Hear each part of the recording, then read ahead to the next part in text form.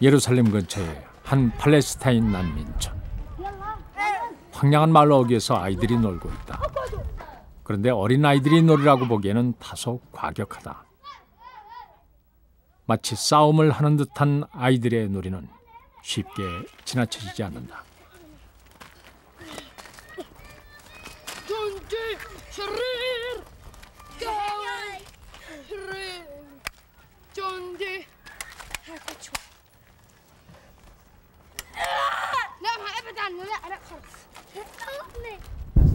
شو كنتوا تسووا؟ أنا بكيت جندي واحنا نلعب بعرب كنا نرمي على بعض كنا نرمي عليه حجار وطخ. انت شو تفكيرك في الجيش الاسرائيلي؟ يعني أنا بدي أقتلهم يعني بدي أخذ أرضهم هيك يعني بدي أبني فيها خلص إلي. شو انت بتعتقد عن الجيش الاسرائيلي؟ يعني إنهم بياخذوا بأرضنا بدهم ياخذوا أرضنا وإحنا لازم نقتل.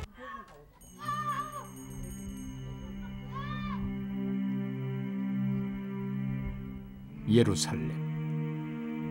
20억 기독교인에게는 영혼의 안식처와 같은 도시. 그러나 예루살렘은 모슬렘들에게도 아주 특별한 도시다. 마호멧이 성천했다는 바위가 있는 황금돔 사원. 이곳은 메카, 메디나와 함께 이슬람 3대 성지 중 하나다. 그 바로 아래에는 유대인의 성지인 통곡의 벽이 있다. 유대인에게 있어 이곳은 2000년 디아스포라의 희망이자 예루살렘 귀환의 상징이다. 이렇게 각기 다른 민족과 종교를 품고 교회와 회당, 사원이 서로 공존하고 있는 이곳은 세상에서 가장 신성한 도시다. 수천 년 동안 그 정체성의 혼돈에 빠져있는 예루살렘. 이런 예루살렘에서의 공존은 과연 가능할 것인가?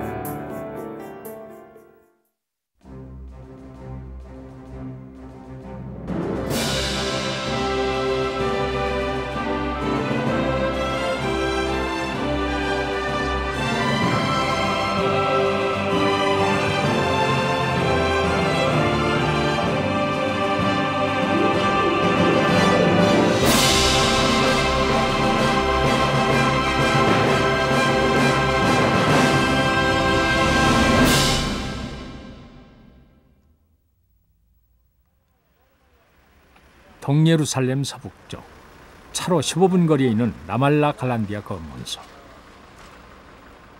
팔레스타인 지역 최대의 상업지역인 라말라로 가려면 반드시 이 검문소를 거쳐야 한다. 팔레스타인 사람들이 예루살렘으로 가기 위해서는 허가증이 필요하다. 허가증을 보여야 하는 것은 팔레스타인 사람들 뿐이다. 팔레스타인과 분쟁이 심해지면서 검문소를 통과하기는 더욱 까다로워졌다. 예루살렘에서 어떤 상황이라도 벌어지는 날이면 몇 시간을 서서 기다려야 하는 것도 예사다. 허가증을 보여주고 나서도 팔레스타인 사람들은 무기가 있는지 없는지 검색대를 통과해야만 나갈 수 있다. 이 기나긴 통과 과정에는 항상 무장한 이스라엘 군인들이 지켜보고 있다.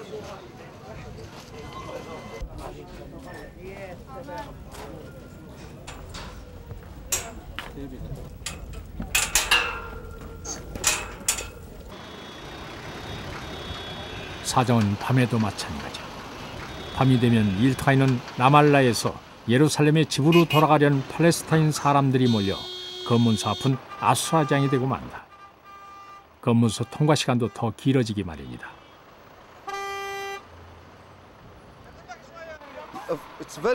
힘들어요. 굉장히 힘듭니다. 검문을 너무 철저히 하고 있어요. 정말 화가 많이 납니다. 정말이에요. 매주 두세 번 아이들을 데리고 예루살렘에 있는 애들 할머니 댁에 가는데요. 그런데 거의 매일 한두 시간씩 기다려야만 합니다. 저기 있는 저 검문소 때문에요. 15분이면 갈 수 있는 거리를 1시간 이상 걸려 돌아가야 하는 상황. 이것이 오늘 예루살렘에 살고 있는 팔레스타인 사람들의 현실이다.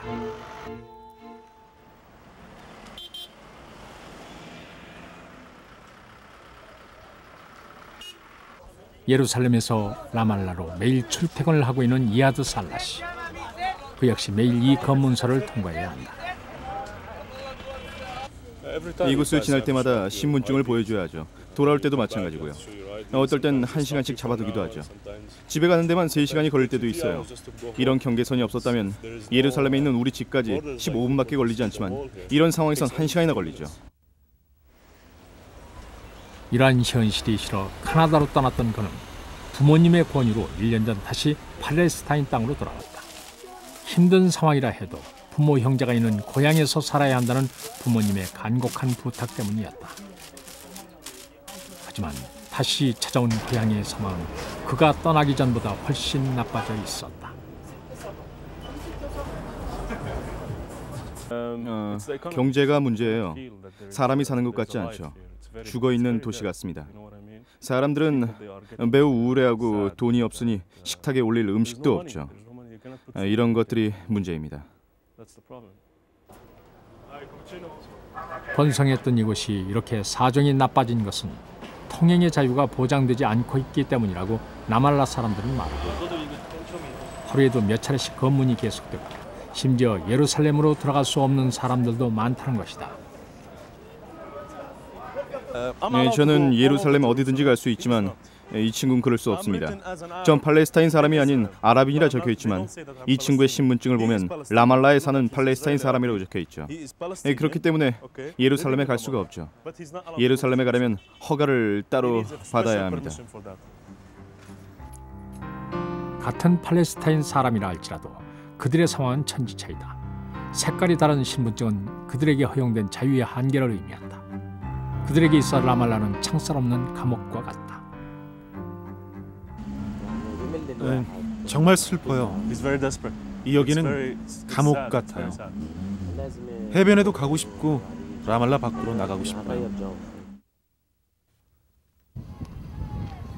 예루살렘에서 태어나 예루살렘에서 살고 있고 국적도 이스라엘인 이하드가 검문을 받아야 하는 단 한 가지 이유는 바로 그가 팔레스타인인이기 때문이다. 올 초 결혼한 이하드는 부인과 함께 예루살렘에 신혼집을 차렸다.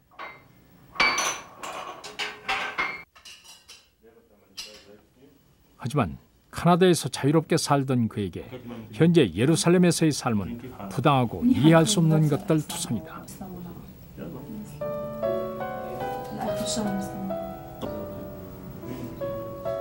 I don't hate no one, but you see, when you push me and you put hatred in me, you push me to hate you, I will hate you. You will make me hate you, of course. I'm not gonna love you. That's very common sense. You know? I'm not gonna love you because you put me in prison. I'm not gonna love you because you make me wait for 3 hours a day on a checkpoint. I'm not gonna love you when you put my brother or my sister or my uncle or my father in a prison for a long, long time. I'm not gonna love you because you can't make me go and work and get food for my kids, for my wife. I'm not gonna love you. I will hate you. 예루살렘에서의 이런 대립과 갈등은 오랜 역사를 가지고 있다. 그 갈등의 밑바닥에는 서로 종교 문제가 자리하고 있다. 30억 종교인들의 영혼의 고향인 예루살렘. 그 이후로 이 땅의 주인들은 계속 바뀌어 갔고 갈등과 분쟁은 끊이지 않았다. 하지만 이 땅에도 한때는 평화와 공존이 머물던 때가 있었다.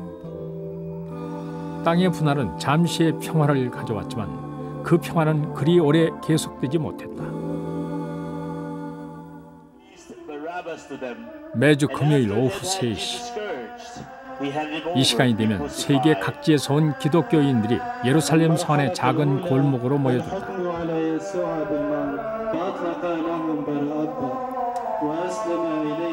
예수께서 십자가를 지고 오르셨다는 고난의 길 비아 돌로로사를 순례하기 위해서다.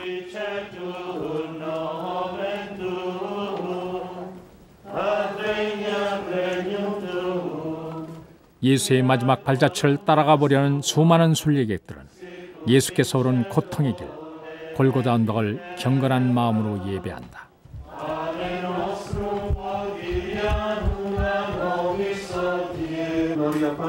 하지만 기독교인이 아닌 사람들에게는 이 행사는 관심 밖의 일일 뿐이다.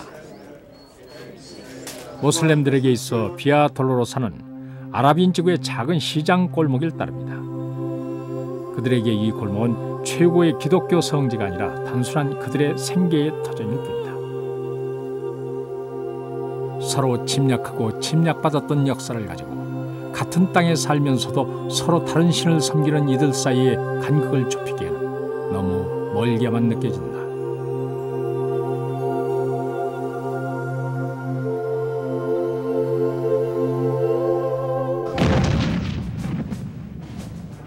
예루살렘의 이런 종교적 갈등이 현대에 와서 다시 심화되기 시작한 것은 6.1 전쟁 이후였다.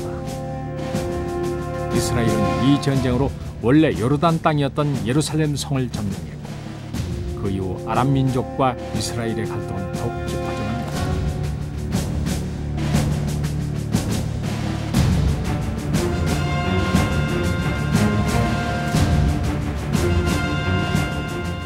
이런 역사적 갈등의 중심에는 언제나 예루살렘이 있었다. 이제껏 예루살렘에서 살아왔던 팔레스타인인에게도 수천 년 만에 예루살렘을 되찾은 유대인에게도 예루살렘은 양보할 수 없는 땅이었다. 그들은 우리의 집과 땅을 빼앗아갔습니다. 지금 내가 밟고 있는 이 땅도 이제 누군가가 소유하고 있어요. 그냥 그렇게 가져가 버리죠. 팔레스타인 사람들조차 왜 그렇게 되는지 잘 모릅니다. 이 벽을 보세요. 이쪽에 사는 사람들은 저쪽에 사는 사람들을 방문할 수가 없어요. 외국인이거나 예루살렘 비자, 즉 신분증이 없으면 예루살렘에 갈 수가 없죠. 동생을 만나러 갈 수도 없습니다. 정말 말로 표현할 수 없을 정도로 심각하죠. 인종차별보다 심한 것 같습니다. 많이 심해요. 팔레스타인 사람들은 어떨지 모르겠습니다만 이스라엘은 평화로워질 겁니다. 정말 그렇게 되길 원해요. 아무도 싸우는 것을 원치 않습니다. 하지만 그들은 아직도 테러리스트 단체와 총을 갖고 있습니다. 조금 전에는 버스 정류장에서 공격이 있었습니다. 평화로워지기 위해 더 이상 테러가 일어나면 안 되죠. 이스라엘과 팔레스타인의 접경지역, 경계가 삼아바다. 팔레스타인 지구는 장벽으로 철저히 봉쇄되어 있다.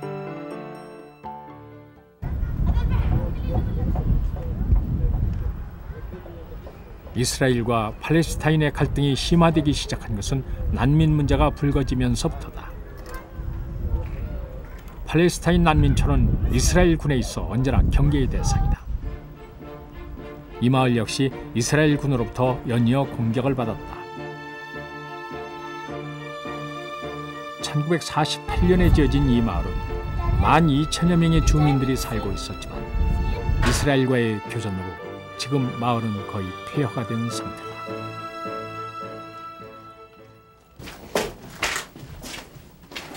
이곳에 살고 있는 모하라빅 씨. 역시 폭격으로 인해 오랫동안 살아오던 집을 잃었다.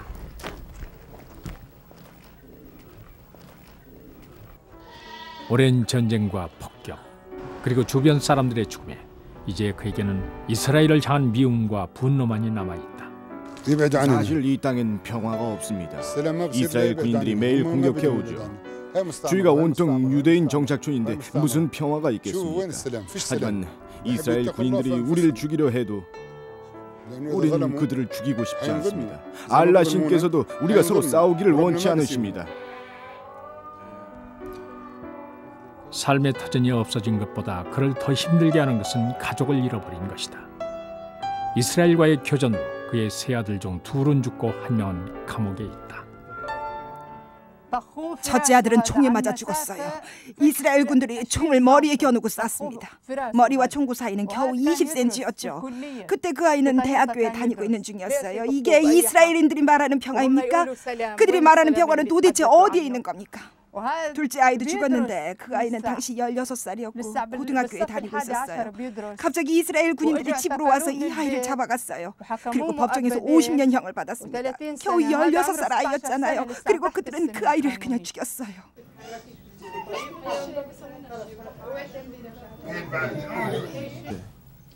현재 그의 집에 남은 식구라고는 부인과 며느리 그리고 어린 손자들뿐이다.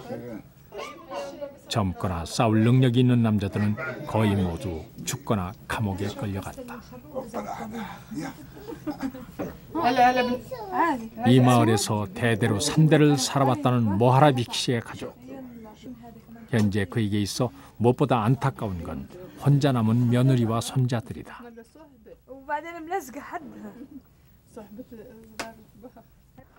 애아버지는 자기 아들이 3살이 됐는데도 아들 얼굴을 한 번도 못 봤고요. 우리 아이도 아빠 얼굴을 한 번도 못 봤어요. 정말 안타까운 현실이죠.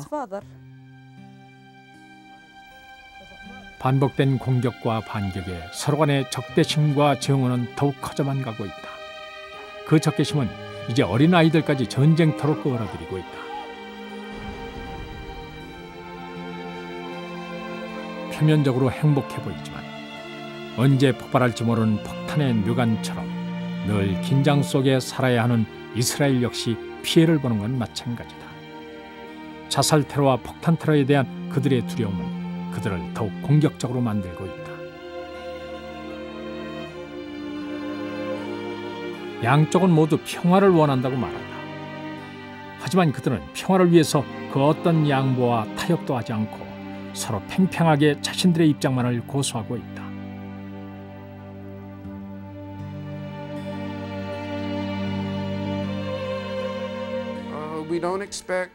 우리는 유대인이 아닌 다른 사람을 내쫓을 생각이 없습니다.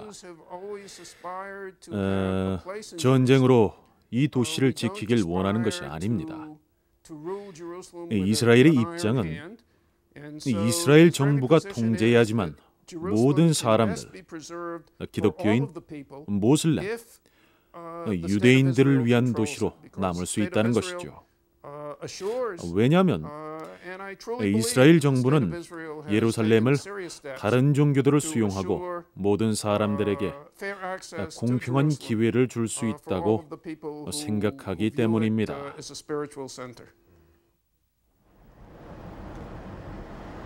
예루살렘 서쪽 차로 40분 거리에 있는 작은 키부츠 네베샬로.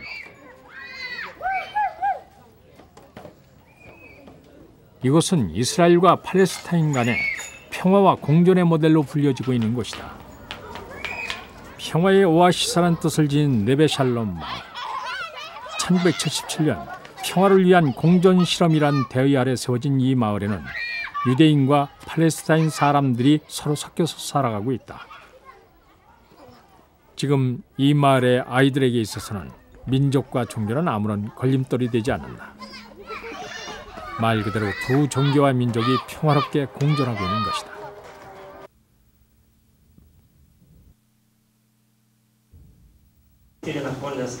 이 마을에서의 중요한 일들은 주민들이 대부분 참여하는 마을 회의를 통해 이루어진다. 유대인과 팔레스타인 사람이 어울려 살면서 이 마을에는 자연스럽게 두 민족 간의 결합 과정도 생겨났다. 저는 유대인이고 남편은 팔레스타인 사람인데요. 서로 종교적인 측면은 다르지만 가정 안에서 잘 지내고 있습니다. 이곳은 유대인과 팔레스타인 사람들의 만남을 위한 곳입니다. 이곳의 목적은 어떻게 같이 살 수 있는가를 배우는 것이죠.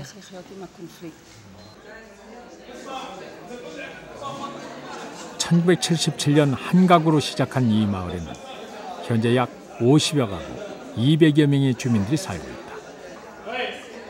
서로 간의 평화를 바라는 마음이 커져가는 만큼 그 주민 수도 점차 늘어가고 있는 실정이다.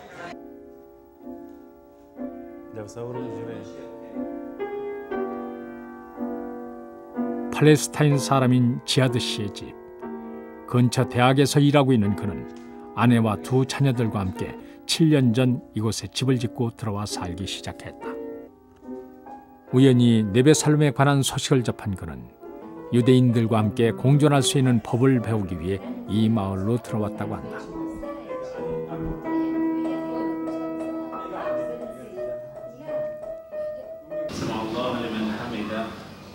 이슬람 교도인 그와 그의 가족들은 이곳으로 이사 오고 나서도 변함없이 하루에 5번 알라신에게 기도를 드린다. 서로가 서로의 종교에 대해 아무런 비방도 간섭도 없이 인정해 주는 것. 그것이 바로 네베 샬롬의 정신이다.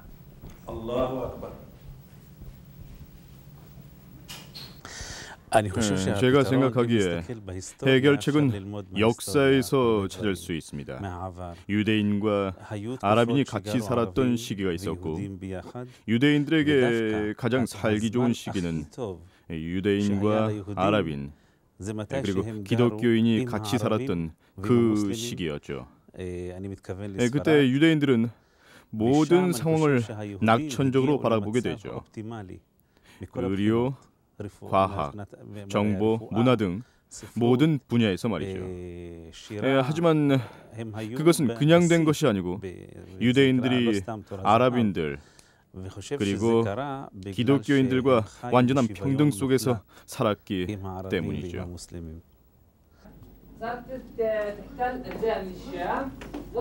히브리어와 아랍어가 나란히 쓰여져 있는 이 학교의 이름은 평화의 학교. 유대인 아이들과 팔레스타인 아이들이 같이 다니고 있는 이 학교에서는 히브리어와 아랍어를 동시에 배우고 서로의 역사에 대해서도 같이 배우고 있다.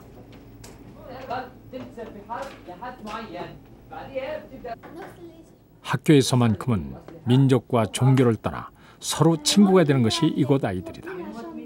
이들에게 있어 갈등과 반목은 어른들의 이야기일 뿐이다. 쉬는 시간에 축구도 하고 선물도 서로 보내고 굉장히 잘 지내요. 유대인과 아랍인은 똑같은 사람입니다.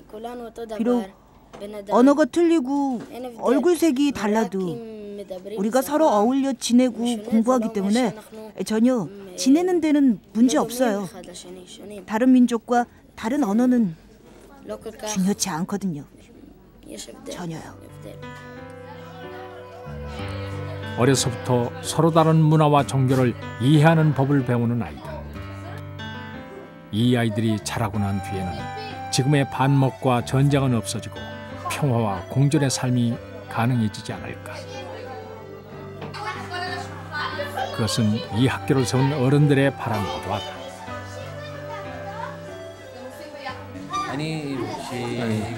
제가 처음에 이곳에 왔을 때는 정말 아랍인과 유대인들이 같이 공부할 수 있다고 믿지 못했습니다. 하지만 지금은 달라요. 같은 지역에서 같이 살고 평등과 권리가 동일한 가운데 유대인과 아랍인이 모든 편에서 같다는 거죠. 전쟁이 없는 평화롭게 같이 공존하며 사는 것이죠. 전 우리가 같은 사람이라는 것을 믿습니다. 무엇보다 가장 중요한 것은 바로 인간답게 사는 것이죠. 네베살롬은 이름 그대로 이스라엘과 팔레스타인 간 평화의 오아시스가 되고 있다.